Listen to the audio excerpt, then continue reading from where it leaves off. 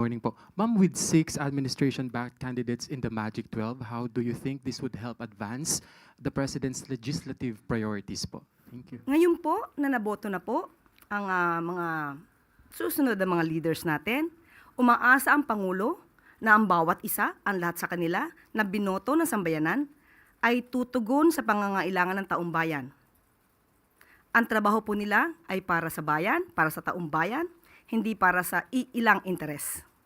So anumang kulay yan, wini-welcome po talaga ng Pangulo na makaisa ang bawat leaders natin para tugunan kung ano man ang problema at magbigyang solusyon ang pangangailangan ng mga kababayan natin.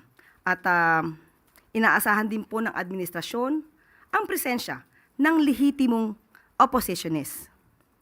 Pero lalabanan po ang mga obstructionist na nagtatago sa pangalan ng oppositionist.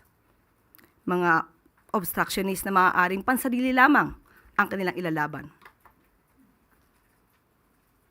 Next question, Chloe Hufana, Business World.